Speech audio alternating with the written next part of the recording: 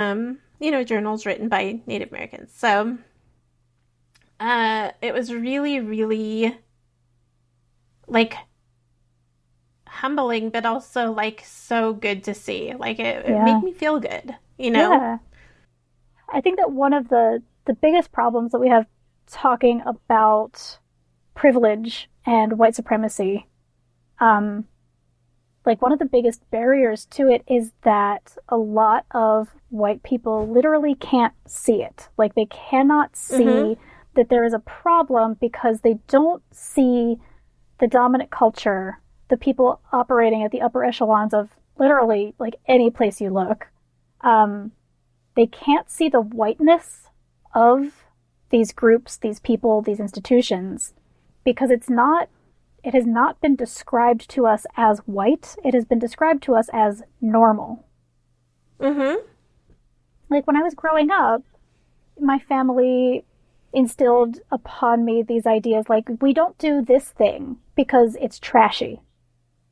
And I was Mm-hmm. like, okay, yeah, nobody wants to be trashy, cool. And it's really only like now as an adult that I'm starting to look around and like really understand that me identifying something as trashy, almost always that thing is black. It's like all of black culture was described to me as trashy. Mm-hmm. And I think that that mode of thinking, like my parents are not racist. My mother's actually like been like an anti-racist like crusader for most of my life. But I don't think that the things she taught to me as trashy were taught to her as having anything to do with blackness or whiteness. It just Mm-hmm. was. These things are just bad. These things are just good. The good things are normal. The black things, the bad things are not normal, they're trashy. And like so although I definitely have racist programming, my mother definitely has racist programming. It's not been taught to us as racist. It's been taught to us as normal versus not okay. And that makes it so much harder for white people and people who are not white as well to recognize that the systems we're talking about are inherently racist because we see them as just the way things are. We don't see that there's an alternative. And what we are trying to do with this podcast is like take all of these normal things that we're all used to dealing with every day in our lives and like pick up the rock and look at what is underneath it. And what is underneath it is almost always racism. And like, Or yeah, colonialism mm-hmm, and colonialism and white supremacy. yeah, It's like what it comes down to. yeah, they're best buddies. Yeah, oh yeah. I actually call this like super woke class of super woke people my anthropologist class. Oh yeah, that's great. I mean, yeah, like the idea of anthropology as a subject is inherently like a colonizer mindset. Like Yeah, we it's as the people who understand things and know things will look at other cultures as these like separate and like inferior small things that we can put under a microscope. absolutely it's imperialist Hmm. nostalgia. Yeah. I mean that's what it comes down to. I do have a joke Oh good. that brings us back into the beauty realm. All right. Yes, beauty. Uh-huh. So That's yeah, what we're doing. That's which what is we're here what this for. is about. Um, and I think everything that we just said is important to all of the episodes that we have going in Yeah. from here. But basically, I have a joke that I tell on stage that is a true story. I went online and I went looking for like this lotion that like gives you like this summer glow all year round, made by a company that makes lotions and stuff that is also a bird. So this specific lotion came in the mail, and I have it right here. It came in the mail, and it came with a label. The label says, "For normal to dark skin tones," as if dark skin tones aren't normal. Yep. So I wrote the company and I asked them to change it to something a little bit more true. I asked them to change it to fair, right? To unfair skin tones. Which I, I was hoping that you would tell that joke. I know. I on this didn't even think episode. about doing it until just now when you were talking about, like, and it's sitting right here on my desk. I keep it here to kind of like just remind me of like why I do the things that I do, why I am the way that I am. Why there's so much rage inside of Yeah. you. But Um, I mean, it comes down to identity, ultimately. The issue that I have had to come to terms with is that white people have preferences in deciding how to express themselves, whereas people of color lack the choices and must resign themselves to either conforming to or rejecting the dominant group's aesthetic values. In the case of this lotion, I am rejecting the fact that they called fair skin tones normal. But right. the thing that sucks is that I have to either reject or conform. Like there is no.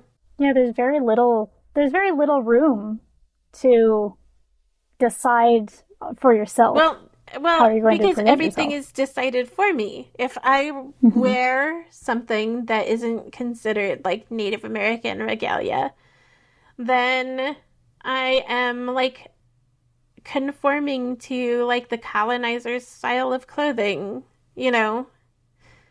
And if I wear something that is like regalia out into public, say like I wear my ribbon skirt, I'm rejecting the dominant group's aesthetic values. Right. One time I wore like a pair of sweatpants to a comedy show. I actually wore like a whole designer sweatsuit. like a jacket and sweatpants and cool shoes, and I felt like hot shit.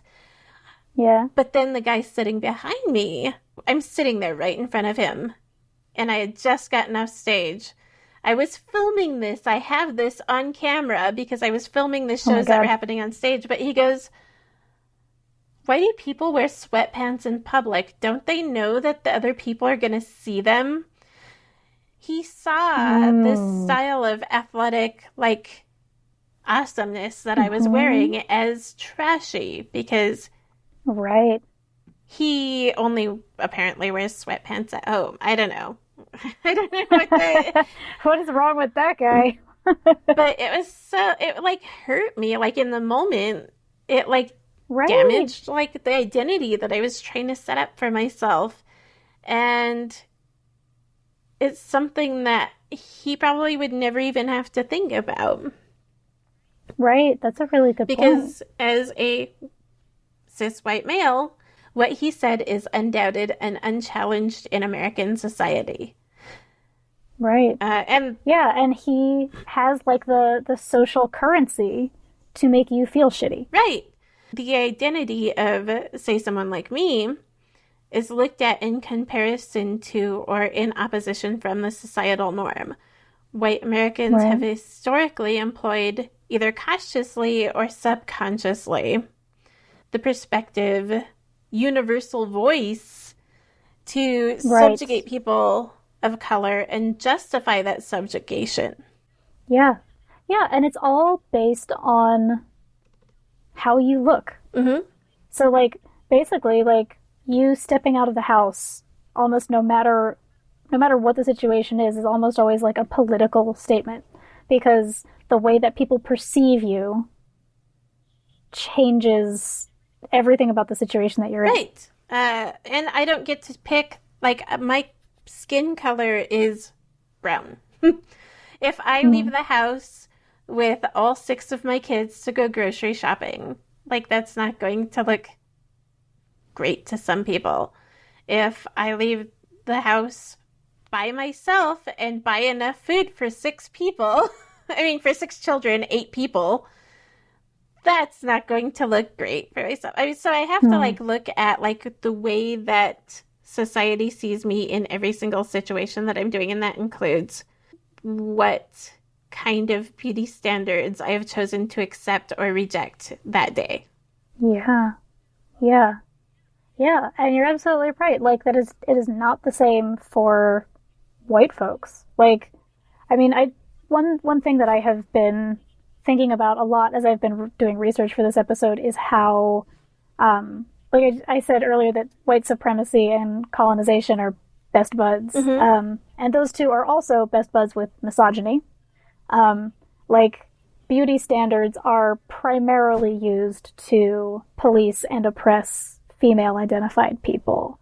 And then when you are a female identified person who has the intersectional identity of, being a person of color, being an indigenous woman, it's like layer upon layer of lenses that people can view you through, like Mm-hmm.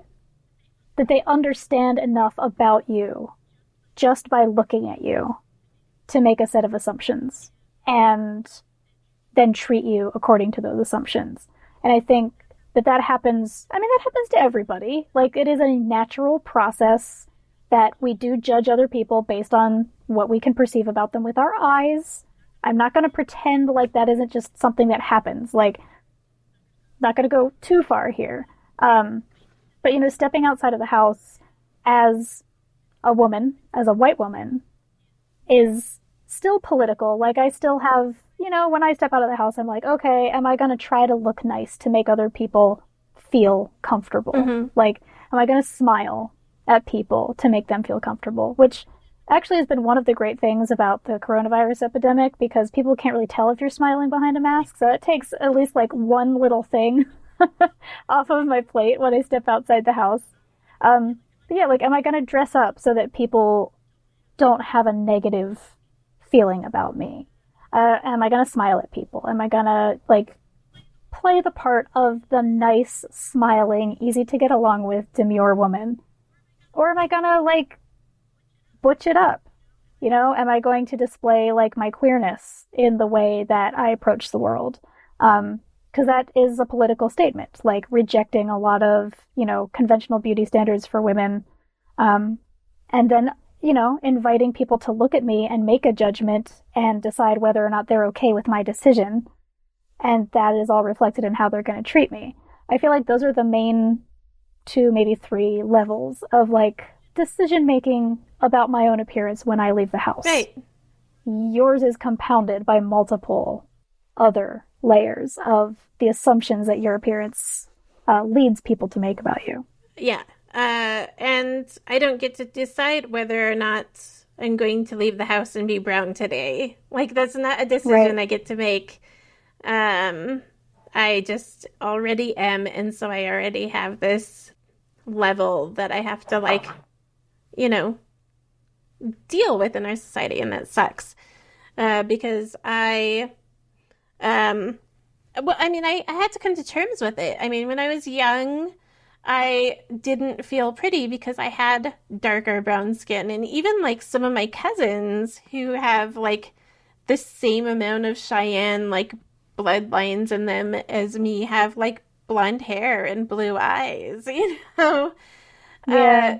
But, like, having to grow up and, like, feel ugly because I didn't have the right color of skin tone, like, was something that I had to get past. And then the next level of that was, like, being comfortable in the skin that I'm in, despite the fact that I may or may not be being judged at while I'm outside the house.